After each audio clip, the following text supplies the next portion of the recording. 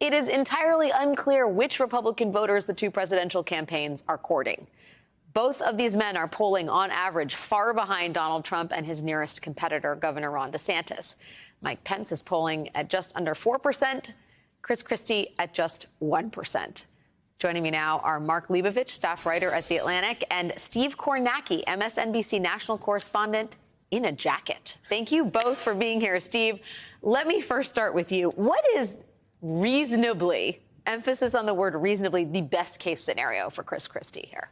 I think for Chris Christie, it's some form in his mind of redemption, because back in 2016, if you remember, he had that takedown moment of Marco Rubio in the debate just before the New Hampshire primary. It had the effect of basically sealing New Hampshire for Trump. Then Christie drops out, endorses Trump, and is really aligned with Trump then through the Trump presidency. And the way things end with the Trump presidency, first of all, Christie never quite got out of that presidency what he wanted. He was consistently blocked. I think Jared Kushner had a lot to do with that. And then it ends with Trump denying the 2020 election results. It ends with January 6th. And it ends, I think, with Christie sort of looking around and saying, you know, geez, I put my neck on the line for this guy. So I think Christie relishes the opportunity. I don't know if he's going to get it, but you can see from that town hall tonight, he relishes the opportunity to get on stage with Donald Trump and say things to Donald Trump's face in a way that he thinks no Republican has in 8 years said to Donald Trump to his face. I don't know if he's going to get that moment, but I think that's what he wants. Yeah, I tend to agree with you. I think this is some sort of like personal redemption tour. But Mark, you have a great interview with Christie in The Atlantic from last month. And there's this amazing quote from Christie. I'll read it to everybody who has not yet read the piece.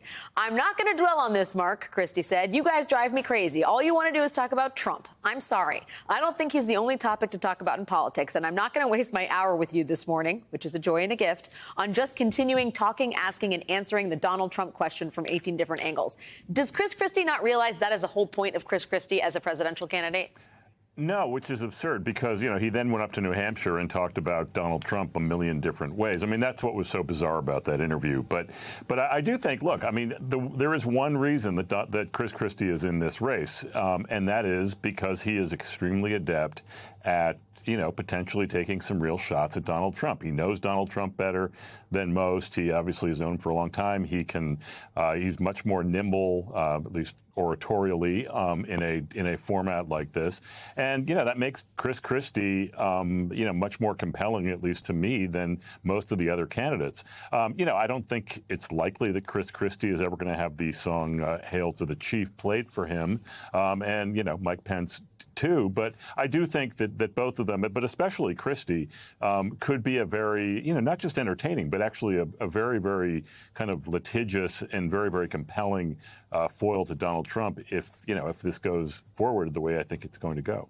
Yeah, Steve, you foreshadowed that Christie may not actually make it to the stage with Donald Trump. Tell me a little bit about the biggest hurdles you see for him qualifying for the debates. Yeah, three things have to happen here for Christie to get this moment with Trump, if that is what he's looking for. Number one, the first Republican debate's going to be the end of August. They say 3 polls, you got to hit 1%. That's either 3 national polls or 2 national and 1 of the early state polls. Now, there was a national poll last week from Monmouth. Christie was at 0. So 1% is not automatic from in the polls. Then he's also got to get 40,000 donations. They can be small donations. Unique donations. Right, 40,000 people got to give to the campaign. And he's got to sign. And can they all be Democrats? I'm just kidding. Go ahead. And this is the interesting part, too. He's got to sign a pledge that he will back the Republican nominee. That seems like the highest hill to climb. It's interesting because if part of this campaign is disqualifying, in his view, disqualifying Donald Trump, he's got to simultaneously say he'd support Trump as the nominee. But if he does all of that, he can make the debate. But then there's 2 more hurdles. The first is,